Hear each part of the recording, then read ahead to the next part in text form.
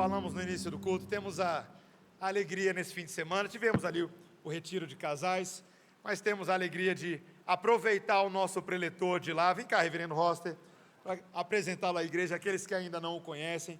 Reverendo Roster Guimarães, já conhecido de alguns irmãos da nossa igreja. Reverendo Roster é pastor, ministro da Igreja Presbiteriana do Brasil, atualmente pastor da Igreja Presbiteriana Unida de São Paulo, há alguns anos já, mas antes de ter ido para lá, é mais conhecido como o Roster do Guará 2. Então, os irmãos do Guará 2 aqui, muitos irmãos queridos, inclusive daquela época ainda, fizemos ali uma boa amizade. Vou contar uma coisa para o reverendo Roster, eu acho que ele sabe, os irmãos do Guará 2 vão lembrar. A gente, uma época, montou um grupo de frisbee com o pessoal do Guará 2. A gente jogava frisbee aos sábados à tarde, lá com o DJ, o Matheus, o diácono Anderson, que era de lá e hoje é diácono aqui também. Então, nós temos um carinho muito grande por essa igreja, por esses irmãos, e pelo reverendo Roster também, que ao longo dos anos tem sido um amigo para nós, um irmão que me inspirou muito na minha caminhada pastoral, acabou sendo um dos pastores que Deus usou, falou assim, ó, cola nele, imita ele, vai atrás, e se tornou um amigo, um mentor mesmo. Estive pregando lá, esse ano na igreja dele lá, e ele aqui pela segunda... Ah, é? Estou sabendo agora, não, estava sabendo.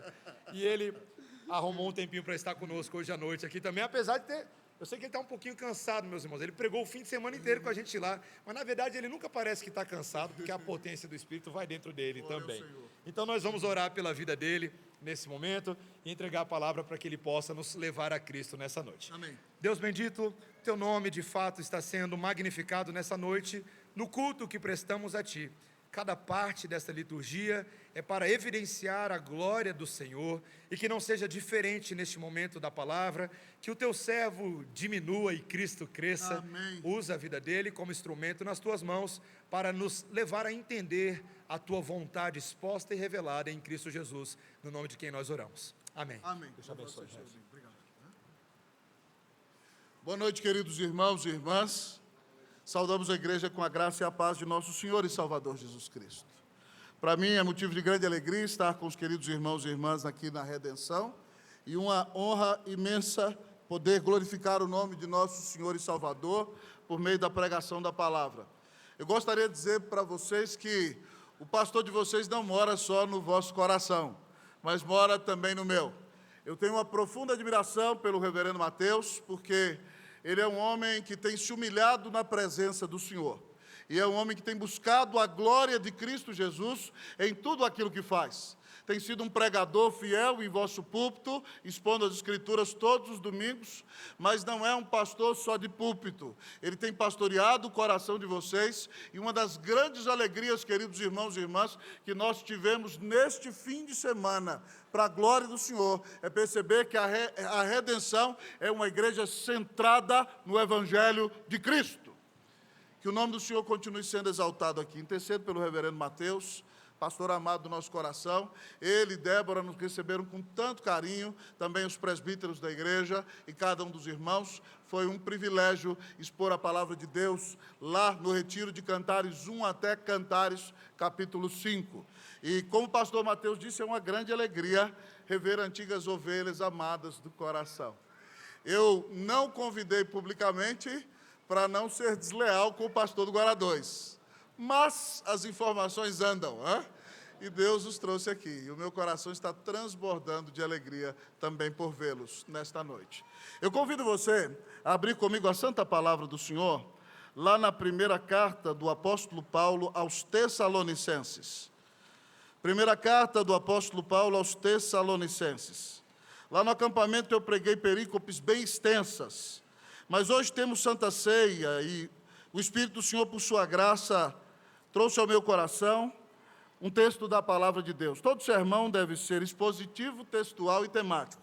Expositivo porque ele expõe um texto das Escrituras. Textual porque ele está fundamentado naquele texto. Temático porque ele vai ter um tema.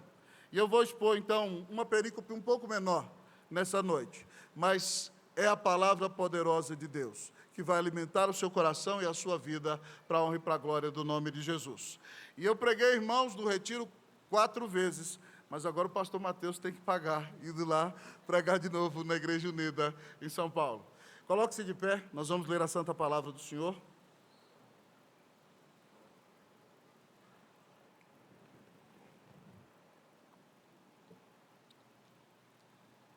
colocar esse celular no modo avião, eu vou expor para vocês o versículo de número 5, irmãos. Mas que, para que entendamos um pouquinho melhor, nós começaremos a ler do versículo de número 2. A partir do versículo de número 1. Eu lerei e todos vocês lerão comigo numa só voz o versículo 5. Assim diz a palavra do nosso Deus. Paulo, Silvano e Timóteo, à igreja dos Tessalonicenses em Deus Pai e no Senhor Jesus Cristo, graça e paz a vós outros. Damos sempre graças a Deus por todos vós, mencionando-vos em nossas orações e sem cessar, recordando-nos diante do nosso Deus e Pai, da operosidade da vossa fé, da abnegação do vosso amor e da firmeza da vossa esperança em nosso Senhor Jesus Cristo. Reconhecendo, irmãos amados de Deus, a vossa eleição. Todos comigo. Porque o nosso Evangelho não chegou até vós, tão somente em palavra, mas sobretudo em poder, no Espírito Santo e em plena convicção, assim como sabeis ter sido o nosso procedimento entre vós e por amor de vós. Oremos ao Senhor uma vez mais. Pai, dá glória ao teu nome sobre todas as coisas desta noite. Ó Deus, nós sabemos que o teu principal prazer é glorificar-te a ti mesmo e regozijar-se em ti mesmo por todos os séculos, porque tu és o ser mais glorioso que existe, ó grande Deus. E que privilégio é saber, grande Deus, que tu te glorificas, Deus Pai, Filho e Espírito Santo, em exercer graça, misericórdia e em ter compaixão de nós. Tu te glorificas ao mandar o Redentor morrer na cruz e pagar os nossos pecados.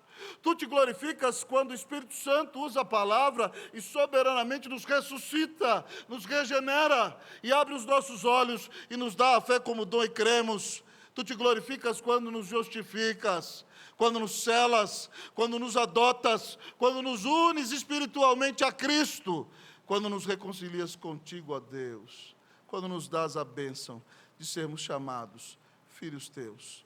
Ó Deus, quão grande é o nosso Deus. Toda glória, toda honra, toda adoração, todo louvor seja dado ao Senhor, porque Tu és o Deus santo, santo, santo, e toda a terra está cheia da Tua glória. Pai de amor, tem compaixão de mim como Teu servo. Pai, por favor, não me deixe atrapalhar a Tua palavra, Deus. Tua palavra é viva e eficaz. E nós sabemos que quando lemos o texto, quem se levanta do livro e caminha na igreja é o próprio Senhor Jesus. Então, Pai, eu te peço que a presença do Senhor se manifeste com graça nesse lugar. Que a presença do Senhor seja perceptível entre nós. E que haja clareza de que se houver alguma bênção no culto desta noite, não é por causa de nenhum de nós.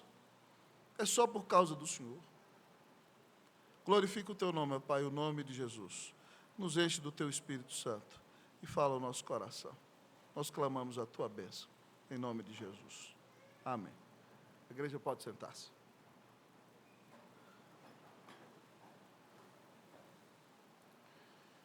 Santo povo de Deus, no ano de 2020, logo no início da pandemia, eu tive a oportunidade de ler um livro preciosíssimo do expositor bíblico inglês John Stott. O nome do livro é Nosso Silêncio Culpado. Naquele livro, queridos irmãos e irmãs, John Stott elenca 4 razões pelas quais a igreja não evangeliza. Em primeiro lugar, ele diz que a igreja não evangeliza porque ela não conhece os propósitos da evangelização, que são a glória de Deus e a obediência à ordem que o Senhor nos deu de evangelizar. Mas, em segundo lugar, ele disse que a igreja não evangeliza porque ela não conhece as suas prioridades missionárias. E ele diz que essas prioridades missionárias são, em primeiro lugar, a adoração a Deus, porque nós fomos criados para regozijarmos-nos dEle, glorificarmos ao Senhor, deleitarmos-nos dEle todos os dias. Mas a segunda prioridade é a obra missionária. Depois de exaltar e viver para a glória de Deus, nós somos chamados a pregar o Evangelho a toda criatura, aqui, ali e além. Mas, em terceiro lugar, John Stott diz naquele livro que a igreja não evangeliza porque ela não conhece o conteúdo do evangelho. E ele elencou só 3 aspectos, eu elencaria 4. Mas ele disse que a igreja não conhece a gravidade, a maldade, a ofensividade, a podridão do pecado. Mas a igreja também não conhece a morte expiatória de Cristo Jesus e o poder que ela tem para salvar todos os eleitos. E a igreja também, ao não entender o conteúdo da evangelização, não conclama pecadores ao arrependimento e à fé em Cristo Jesus. Mas a 4ª razão pela qual a igreja não evangeliza, segundo John Stott, é porque a igreja não depende de Deus, porque ela não ora, porque ela não se humilha na presença do Senhor. Vosso pastor está expondo o livro de Atos para a vossa igreja. E vocês já devem ter visto com ele que a intrepidez nunca é algo natural em nós mesmos. A igreja de Atos só tem intrepidez porque ela é visitada graciosamente pelo Espírito Santo. Lá em Atos 4, quando eles estão sendo perseguidos, eles não oram para que Deus pare a perseguição. Eles oram para que Deus lhes dê intrepidez para pregar o Evangelho. E o Espírito Santo veio e a casa tremeu, e eles saíram pregando o Evangelho para todo o povo de Jerusalém. Então, para cumprirmos a missão da evangelização, nós precisamos entender quais são as prioridades da igreja. Nós precisamos, queridos irmãos, entender o propósito da evangelização. Nós devemos conhecer, queridos irmãos, o conteúdo do Evangelho, mas nós devemos depender de Deus em oração e vivermos em comunhão íntima com o Senhor todos os dias da nossa vida, para que sejamos despertos para pregar o Evangelho a toda criatura. E graças a Deus, amados irmãos, nenhum desses 4 pontos está na vida do apóstolo Paulo quando ele planta a igreja de Tessalônica. Paulo planta a igreja de Tessalônica em sua 2ª viagem missionária, depois de uma terrível perseguição na cidade de Filipos, na qual Deus usa para converter Lídia e sua família. Deus o usa para libertar uma jovem endemoniada. Por causa disso, ele e Silas são açoitados. À noite oram, queridos, dentro da prisão. E então o Senhor recebe o louvor deles como aroma suave, por causa da mediação de Cristo. E há um terremoto, a prisão se abre, o carcereiro vai se matar para não ser assassinado pelos romanos. Quando ele toma a espada, Paulo grita: não te faças nenhum mal, eis que todos aqui estamos. E aquele homem entra trêmulo, dizendo: o que eu posso fazer para ser salvo? E a palavra de Deus disse que Paulo lhe falou: crê no Senhor Jesus, será salvo, tu e toda a tua casa. Ele creu, querido amigo e irmão, lavou os vergões dos discípulos, fez um banquete no meio da madrugada, e foi feito um cultaço na casa dele, que era contígua à prisão, e naquele dia toda a sua família foi batizada por batismo de aspersão, inclusive as crianças foram batizadas. Paulo era presbiteriano, anacronismo. Mas, queridos irmãos e irmãs, ele saiu dali, passou por Anfípolis e Apolônia e chegou a Tessalônica. Como de costume, ele prega na sinagoga, mostrando no Antigo Testamento que o Senhor Jesus é o Cristo. E com grande eloquência ele consegue impactar os judeus. E os judeus ficam tão impactados que o convidam para pregar no Shabá seguinte. E aquela notícia, irmãos, Deus já converteu alguns naquele primeiro dia. Aquela notícia corre por toda a cidade, e no dia em que Paulo vai pregar no próximo Shabá, a congregação está lotada. E os judeus ficam perplexos, porque não vieram somente judeus, vieram gentios. E agora os líderes da sinagoga, que estão ali há anos, morrem de inveja de Paulo. E enquanto Paulo está pregando o sermão, eles contradizem a mensagem no meio do sermão. E a situação se torna complexa, e Paulo sai dali e separa os discípulos e vai para uma casa, queridos irmãos, e passa mais um fim de semana ali. Mas a perseguição foi tal que em 3 fins de semana Paulo prega e tem que fugir daquela cidade. Mas Deus mandou um grande avivamento naquela igreja, irmãos. Centenas de pessoas foram convertidas ali. Paulo é obrigado a sair correndo, prega em Bereia, os judeus de Tessalônica o perseguem ali, ele vai para Atenas, onde dá o maior exemplo de evangelização contextualizada da história da igreja, e depois vai para Corinto. E quando chega em Corinto, ele escreve essa carta e manda para eles. E qual não é a nossa surpresa, irmãos, em pensar em uma igreja que tem pouquíssimos meses, nasceu em 3 fins de semana, num avivamento. E aquela igreja é caracterizada por uma profunda maturidade espiritual. O apóstolo, depois de dizer que ele, Silas, Silvano é Silas em latim, Timóteo, escreve à igreja dos Tessalonicenses de Deus Pai, nosso Senhor Jesus Cristo, saudando-lhes com a graça e a paz do Senhor, Paulo agradece por todos eles e diz que ora por eles todos os dias em suas orações, sem cessar. E quando Paulo agradece, olha, uma igreja jovem, de poucos meses, Paulo diz que recorda diante de Deus da operosidade da fé deles. A fé deles já começou a dar fruto naquele momento, eles já se tornaram evangelistas logo depois da conversão. Paulo se lembra da abnegação do amor deles, como eles cuidaram dele mesmo no meio de perseguição e dificuldade. Mas ele se lembra, santos irmãos e irmãs, da firmeza, da esperança deles em nosso Senhor Jesus Cristo. Eles começaram debaixo de grande perseguição, mas mesmo assim aquela igreja ficou firme. Paulo deixou um dos discípulos da equipe missionária ali. E é impressionante que em poucos meses a notícia do avivamento de Tessalônica já corria pelo mundo inteiro. Nasceu ali uma igreja saudável, por ação do Espírito Santo, por meio da pregação fiel do Evangelho. E Paulo diz que por causa disso, no versículo 4, ele era capaz de reconhecer. E ele chama aqueles irmãos, olha que pastorzão, parece o pastor Mateus, olha aqui, reconhecendo, irmãos amados de Deus. Que coração pastoral Paulo tem. Eles são amados de Paulo e amados de Deus. Meus irmãos amados, nós podemos reconhecer que vocês foram eleitos por Deus antes da fundação do mundo. A eleição deles era visível. E agora Paulo vai dizer por que aconteceu tudo aquilo. E a explicação que ele dá está no versículo 5. Ele diz o seguinte: porque o nosso evangelho não chegou até vós, tão somente em palavra, mas sobretudo em poder, no Espírito Santo, e em plena convicção, assim como sabeis ter sido o nosso procedimento entre vós, e por amor de vós. Queridos amigos e irmãos, Paulo reconhece a eleição daquela igreja, e ele mostra para nós, amados irmãos, a pregação que ele teve ali, no poder do Espírito Santo, e ele está dizendo para eles que tudo isso aconteceu com eles, esse avivamento e essa firmeza de uma igreja em poucos meses, é porque o fundamento daquela igreja era a pregação fiel do Evangelho de nosso Senhor Jesus Cristo.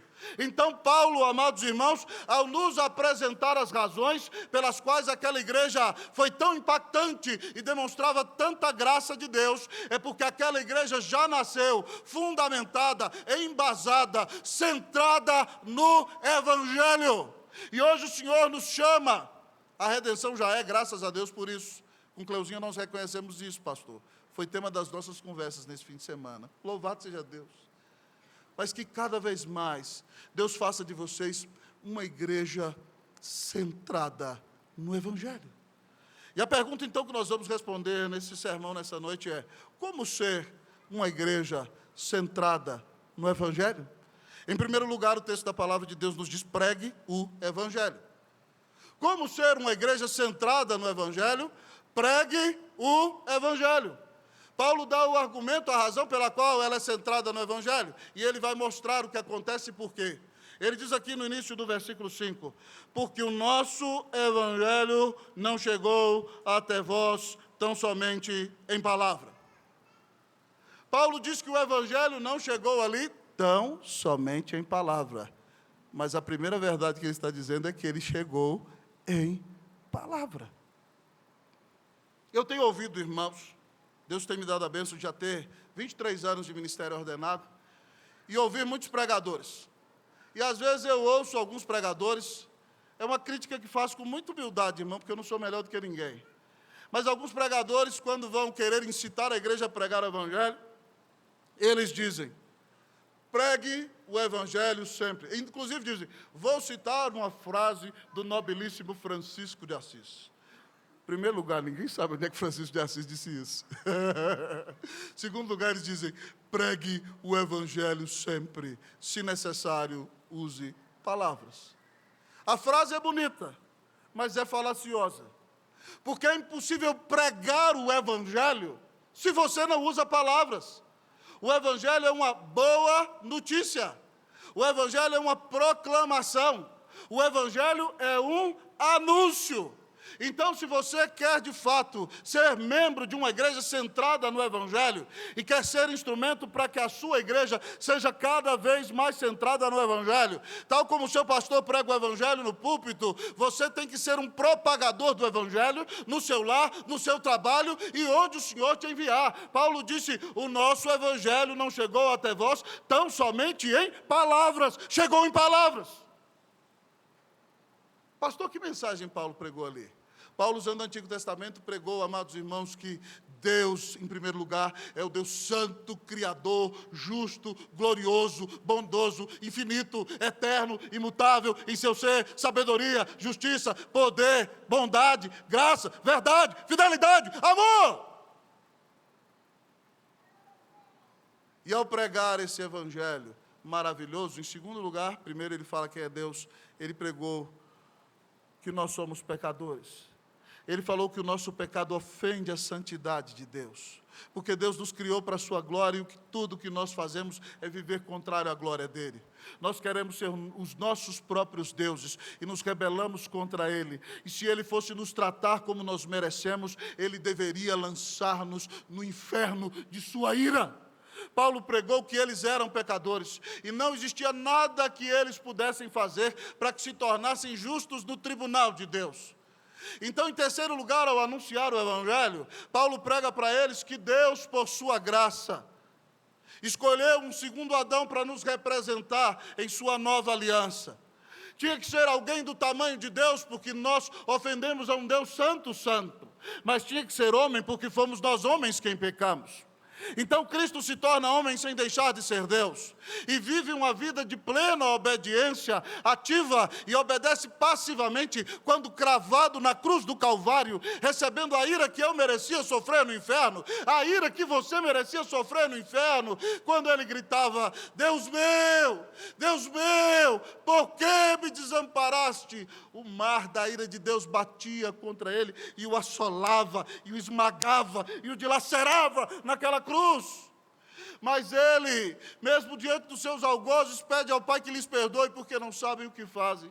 E quando chega a hora da sua morte, ele diz, tetelestai, está consumado, paguei a dívida. Irmãos, o véu do santuário do templo rasgou-se. Isso significa agora que a presença de Deus é democratizada para os crentes de cada raça, de cada língua, de cada tribo, de cada nação, porque o templo de Deus não é mais o templo de Jerusalém, o templo de Deus é a igreja, e o Espírito Santo de Deus habita em nós. E todo aquele que crê que Jesus Cristo é o único mediador entre Deus e os homens será salvo. E por isso, em quarto lugar, Paulo conclamava aquele povo ao arrependimento e à fé em Jesus Cristo como o único mediador entre Deus e os homens. Paulo os desafiava a que crescem em Jesus como seu único Senhor e Salvador. Como ele disse de si mesmo, eu sou o caminho, a verdade e a vida. Ninguém vem ao Pai senão por mim. Paulo pregou com clareza o Evangelho àquele povo, amados irmãos e irmãs. E por isso, então, aquele povo que ouviu uma mensagem fiel foi convertido soberanamente pelo Senhor. Se nós queremos, irmãos e irmãs, pregar o Evangelho, é necessário que nós usemos palavras. Como ser uma igreja centrada no Evangelho? Use palavras. Nós explicamos 4 pontos para você pregar aqui. Fale quem Deus é, fale quem o homem é, fale quem é Cristo que ele fez e conclame o pecador ao arrependimento. Mas talvez você pode conversar com alguém desde uma perspectiva mais intelectual, com alguém que se interessa mais pela criação. Então você apresenta o primeiro ponto da nossa cosmovisão bíblica, embasada na história da redenção, no qual você diz que Deus é o Criador de todas as coisas quanto existem. E por causa da queda do ser humano, a criação foi afetada. E ela está debaixo da ira de Deus, gemendo, porque ela deixou de ter a sua beleza perfeita e ela espera o dia da redenção dos filhos de Deus. E você então diz a essa pessoa que Deus mandou o seu Filho para redimir o pecado de todo o seu povo, mas para restaurar todas as coisas. e que no dia final, Jesus Cristo virá em glória e restaurará toda a criação. E você verá a glória de Deus de novo. Talvez como a imaginação de C.S. Lewis diz, com árvores correndo, cantando e conversando com você. Não está na Bíblia tão claro isso não, mas é uma imaginação brilhante, queridos irmãos e irmãs. Pode ser que seja uma linguagem metafórica, mas você deve, querido amigo e irmão, pregar o Evangelho. Minhas ovelhas do Guará, ex-ovelhas do Guará, conhecem a história que eu vou contar, mas é uma história maravilhosa. Século XIX. Um grupo de pastores americanos vai para a Inglaterra ouvir os melhores pregadores do mundo. Domingo de manhã eles vão para Center Chapel ouvir o pregador metodista Joseph Parker. E quando Joseph Parker termina de pregar, aquele grupo de pastores americanos começa a dizer: uau, que grande orador, que grande pregador é o Dr. Joseph Parker. Vocês viram como ele levanta as suas mãos e gesticula bem enquanto prega? Vocês viram que às vezes ele fala muito rápido, mas de repente ele lança a mão da pausa. E nos deixa todos despertos. E algumas vezes ele usa muito bem os graves, mas também usa os agudos. E quando ele prega, ele olha dentro dos nossos olhos. E parece que o seu olhar vai atravessar o nosso coração. Que grande pregador é o Dr. Joseph Parker. À noite, eles foram na Igreja Batista da Rua Novo Parque, cujo pastor era um batista calvinista, o jovem pregador Carlos Spurgeon. E eles ouvem Spurgeon pregar. Spurgeon prega, irmãos, sobre a santidade, sobre a glória, sobre a grandeza, sobre a infinitude, sobre a majestade, sobre o nosso grande Deus. Mas prega sobre a maldade, sobre a podridão, sobre a feiura do nosso pecado e como merecemos a ira do Senhor. Mas em terceiro lugar ele prega que Deus mandou o Redentor com amor para morrer na cruz e pagar os pecados dos seus eleitos. E esse Redentor ressuscitou e está vivo. E em último lugar ele conclama aquelas ovelhas a se arrependerem de seus pecados e crerem que Jesus Cristo é o Filho de Deus, e se elas assim crerem, elas vão ser reconciliadas com Deus o Pai, elas ouvirão Deus batendo martelo no seu tribunal e dizendo: eu te declaro justo pela fé no meu Filho Jesus Cristo. Elas serão adotadas de papel passado como filhas de Deus, serão seladas, carimbadas pelo Espírito Santo e se tornarão a habitação do Senhor. E Spurgeon conclama a multidão a crer em Cristo Jesus e a vir a Ele. E quando termina o culto, aqueles pastores estão em lágrimas, irmãos, depois de ouvir o Evangelho, e eles dizem: oh, que grande, que maravilhoso, que glorioso, que incomparável Salvador é Jesus Cristo. Oh, que grande, que maravilhoso, que glorioso, que incomparável Salvador é Jesus Cristo. Meus irmãos, o que as pessoas saem dizendo depois que têm contato conosco? Nós não estamos atrás de tapinha nas costas quando pregamos na igreja. Nós queremos levá-los a conhecer a Cristo, porque Ele é o nosso grande Redentor. E nunca ninguém nos amou como Ele, que deu sua vida na cruz para pagar os nossos pecados. Como ser uma igreja centrada no Evangelho? Em primeiro lugar, use palavras, abra a tua boca e pregue o Evangelho. Você tem pregado o Evangelho para alguém? Você tem pregado para os seus colegas de trabalho? Os seus familiares que não têm Cristo já ouviram que Jesus é o único mediador entre Deus e os homens? As pessoas que andam com você já ouviram o Evangelho da sua boca? Essa é missão precípua, inarredável, inexpugnável, inalterável, inconfundível de todo crente, querido amigo e irmão. É missão sua, dar testemunho do Evangelho, pregá-lo a toda criatura. Que nessa noite, depois desse sermão, você pare de se envergonhar de Jesus e faça o compromisso de anunciar a todos o grande Salvador que te amou e deu a vida na cruz para pagar os teus pecados. Amém, amém e amém. Mas como ser uma igreja centrada no Evangelho? Em segundo lugar, queridos irmãos e irmãs, o texto nos diz: dependa do Espírito Santo. Como ser uma igreja centrada no Evangelho? Dependa do Espírito Santo. Olhemos, irmãos, para o versículo 5. Paulo diz: porque o nosso Evangelho não chegou... Você vai ler comigo? Leiam todos comigo até Espírito Santo. Vamos lá? Porque o nosso Evangelho não chegou até vós, vocês.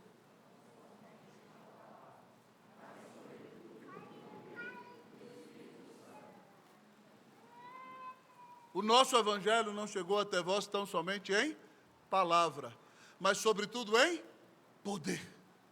A pregação de Paulo, queridos irmãos e irmãs, era cheia do poder do Espírito Santo. Quando Paulo pregava, você percebia que ele não pregava no seu poder. Ele pregava como um homem que era cheio do Espírito Santo de Deus. Enquanto ele pregava, o Senhor manifestava graça para com o seu povo, e era como os apóstolos, em Atos 4:33, com grande poder os apóstolos davam testemunho da ressurreição do Senhor Jesus, e sobre todos eles havia abundante graça. Quando Paulo pregava, você percebia a presença do Senhor enquanto ele pregava. Isso significa, irmãos, que Paulo não confiava na sua própria capacidade. Isso significa que ele era um homem que tinha uma séria vida de oração. Ele não fazia como muitos crentes fazem uma vez por semana, ou uma vez por dia, na hora do almoço: faça mal, faça bem, em nome de Jesus, amém. E é só isso que eles falam com Deus. Paulo tinha comunhão com o Senhor. Paulo se enchia do Espírito Santo. Pregando aos Coríntios, ele diz em 1 Coríntios 2, 4 e 5, a minha palavra e a minha pregação para com vocês não foram palavra persuasiva de sabedoria humana, nem eloquência humana, mas ele diz foi demonstração do Espírito e de poder. E ele entende por que faz isso, para que a vossa fé não se fundamentasse em sabedoria humana. Ora, pois os coríntios são gregos, eles amam filosofia e retórica. Paulo sabe que se ele prega o Evangelho como uma nova filosofia, pode aparecer um novo filósofo e confundir o povo. Paulo sabe, queridos irmãos e irmãs, que se ele é um mero retórico e um grande orador, pode aparecer um orador melhor e arrastar o povo. Então Paulo tem que pregar na dependência do poder do Espírito Santo, para que a fé dele seja fundamentada no poder do Evangelho e no poder do Espírito Santo de Deus. E então ninguém vai arrebatá-los das mãos do Senhor. Queridos amigos e irmãos, nós precisamos depender do poder do Espírito Santo. Algum tempo atrás, amados irmãos, eu li uma história sobre um avivamento que aconteceu no ano de 1950, no Eton College, que fica perto de Chicago.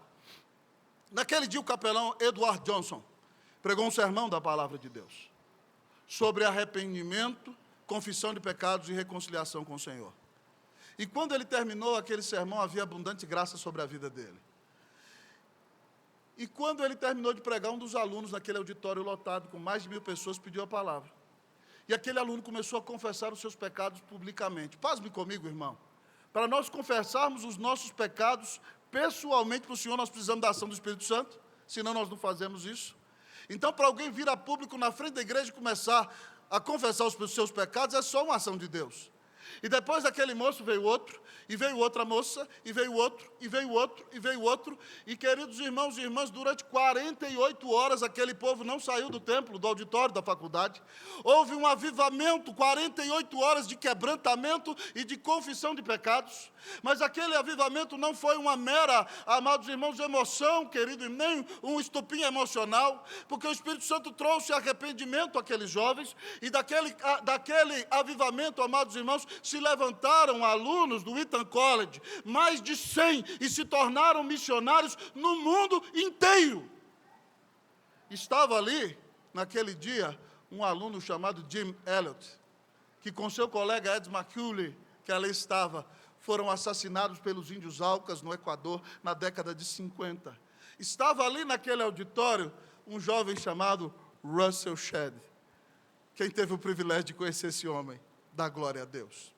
Foi missionário em Portugal, veio para o Brasil e dedicou a vida aqui, fruto daquele avivamento, demonstração do Espírito e de poder. Daquela faculdade, amados irmãos, se levantaram líderes preciosos para a história da igreja. Billy Graham, que alcançou muita gente, estudou ali. John Piper, considerado o maior pregador dos Estados Unidos na atualidade, estudou no Wheaton College. E muita gente mais. Uma escola que já passou por vários avivamentos, mas momentos dos quais pessoas oravam, se quebrantavam e confessavam os seus pecados na presença do Senhor. Eu quero lhe perguntar, querido amigo e irmão, você tem comunhão íntima com o Senhor?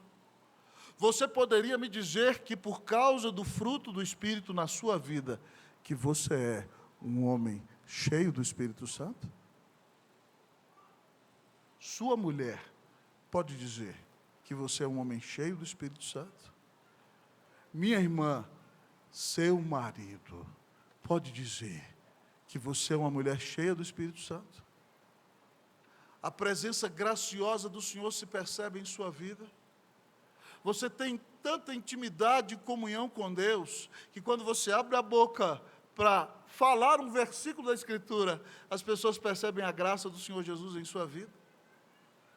Se nós queremos ser, amados irmãos, uma igreja centrada no Evangelho, nós não podemos confiar na nossa própria capacidade. Nós não podemos confiar em nossas próprias habilidades. Nós não podemos confiar nem mesmo nos nossos próprios dons. Mas nós temos que ser homens e mulheres humildes, que dobram seus joelhos na presença do Senhor e clamam pela graça de Deus em sua vida.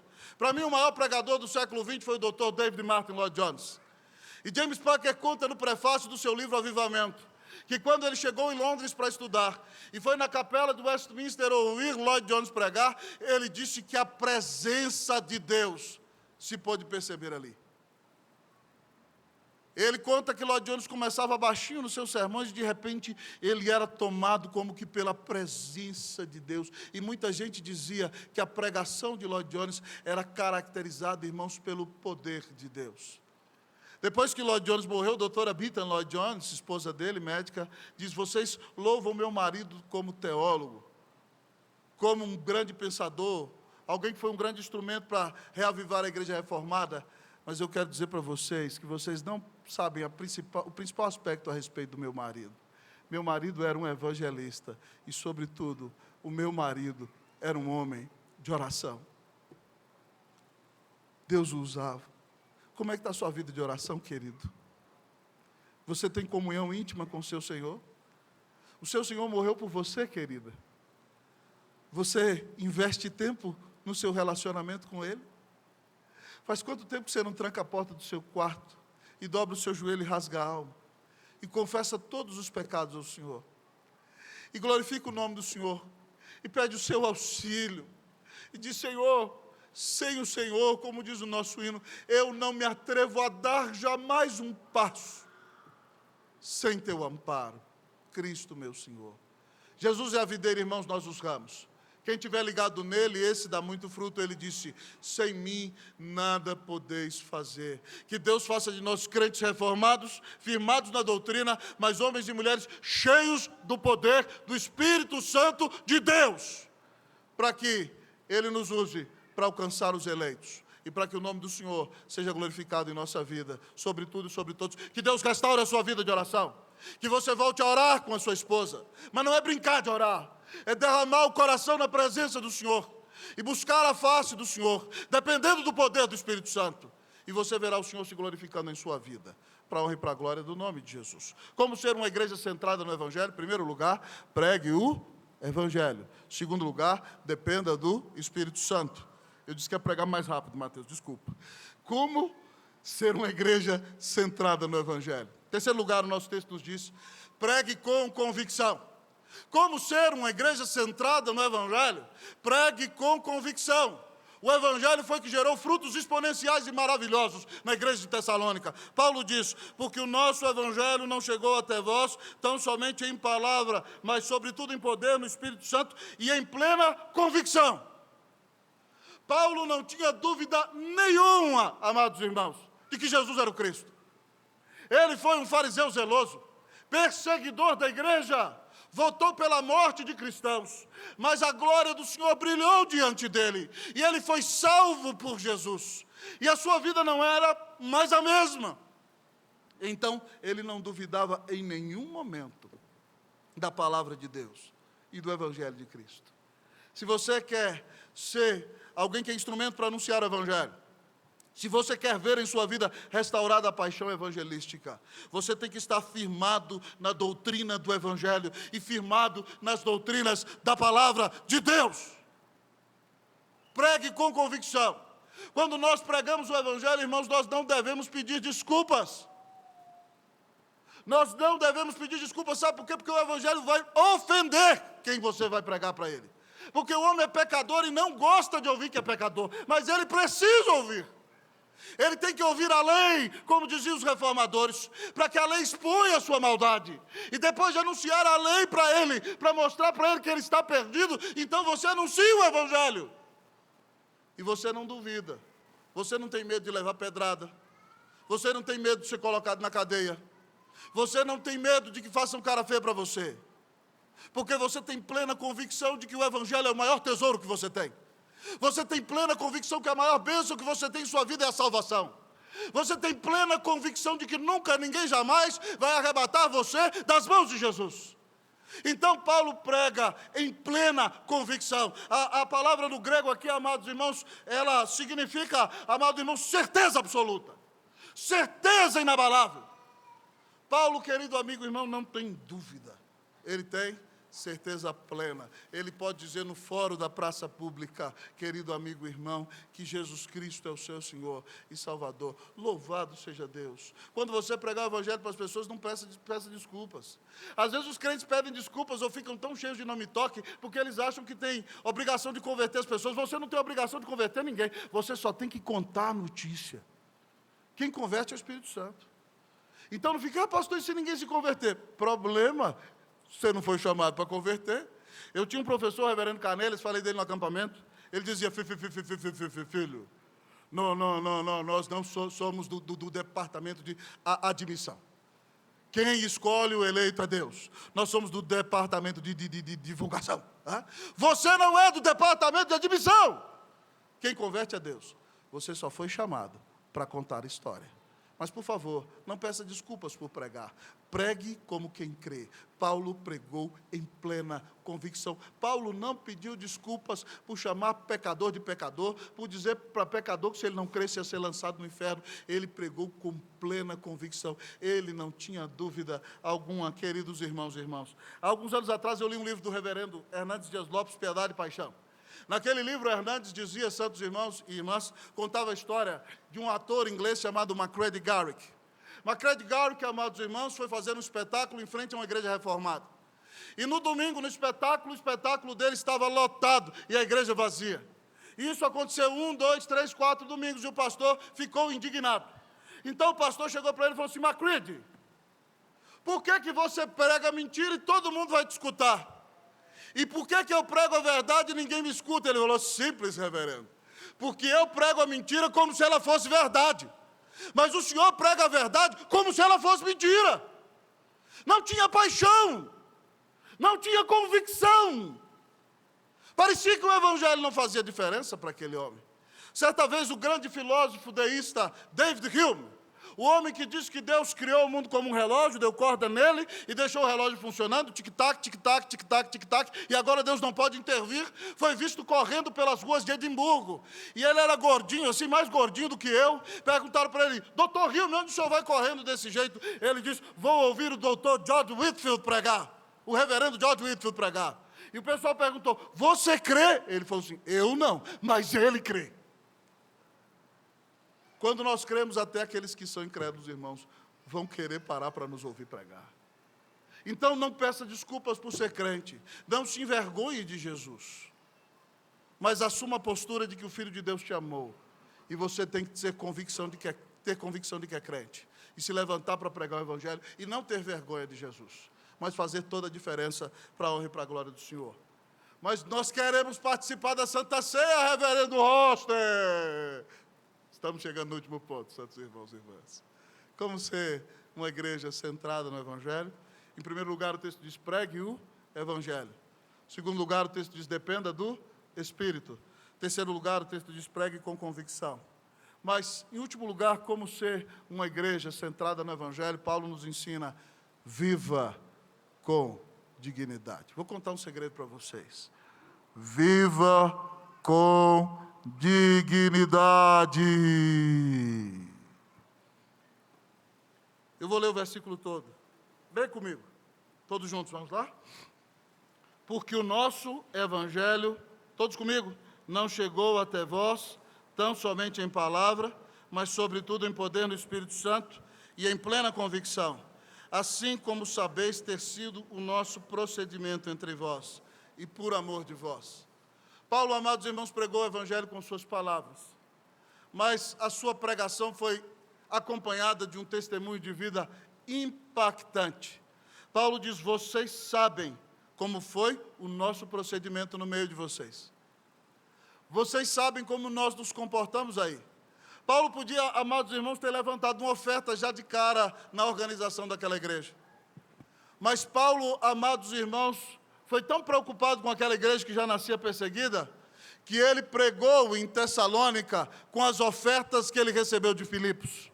Em Filipenses ele diz que por 2 vezes os filipenses mandaram oferta para ele em Tessalônica. Ele não quis, amados irmãos, ser pesado para aquela igreja que já nasceria debaixo de grande perseguição. Ele começou com um testemunho impoluto. Ninguém tinha nada a dizer a respeito do caráter de Paulo. Paulo vivia uma vida santa diante do seu rebanho.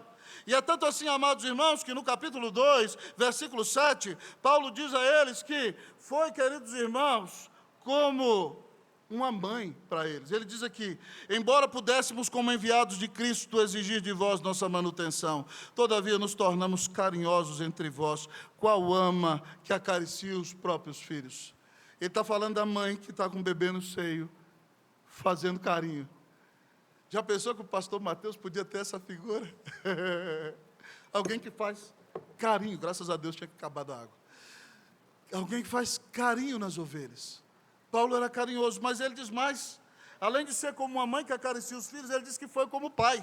Versículos 11 e 12 do capítulo 2, ele diz: e sabeis ainda que de maneira como pai a seus filhos, a cada um de vós exortamos, consolamos e admoestamos para viverdes do modo digno de Deus, que vos chama para seu reino e glória.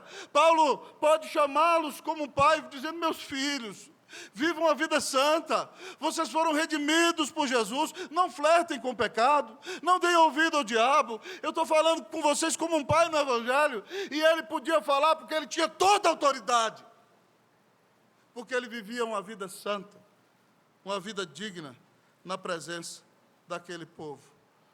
Queridos amigos e irmãos, há algum tempo atrás eu evangelizei alguém que é muito caro ao meu coração, e depois de várias vezes evangelizando aquela pessoa, quando aquela pessoa veio receber a Cristo, ela me disse que o que mais impactou a vida dela foi o testemunho impoluto de alguém de sua família, que nunca foi sem sabedoria, que sempre tratou aquela pessoa com amor. E o testemunho foi tão impactante que ela se abriu para ouvir a pregação do Evangelho. As pessoas podem dizer isso de você? Que o seu testemunho chega a ser tão constrangedor, que as pessoas param e perguntam para você: por que você vive desse jeito? Por que você não vive no pecado? Por que você não traz sua esposa? Por que você não está estelionatário? Por que você não está envolvido no escândalo de corrupção da sua repartição? E aí, meu irmão, você abre a boca e prega o Evangelho. Qual tem sido o seu testemunho? Você, como marido, é fiel à sua esposa? Lá no seu trabalho, quando a mulher passa e dá aquela piscada assim, e flerta com você, você fala assim: sai para lá, encapetado, em nome de Jesus. Ou você pisca de volta? Quando seus colegas estão contando piadas sujas e de baixo calão, você dá risada para ser político no meio deles? Você anda contando mentiras? Calvino dizia, irmãos, que o Evangelho não é a doutrina da fala. O Evangelho é a doutrina da vida. Guarde essa frase, é de João Calvino. O Evangelho não é a doutrina da fala. O Evangelho é a doutrina da vida. Se você creu em Cristo, você não pode permanecer do mesmo jeito que você estava. E se você nessa noite tem sido um hipócrita, tem sido um crente felizmundo, que vive com um pé na igreja e um pé no mundo, Nessa noite o Senhor te chama ao arrependimento, porque Ele não divide o lugar dEle na tua vida com ninguém. Ele te conclama a te arrepender de uma vida indigna, de uma vida dúbia. E que nessa noite, então, você entenda que nunca ninguém te amou como Jesus, que deu a vida na cruz por você, e Ele não divide você com ninguém.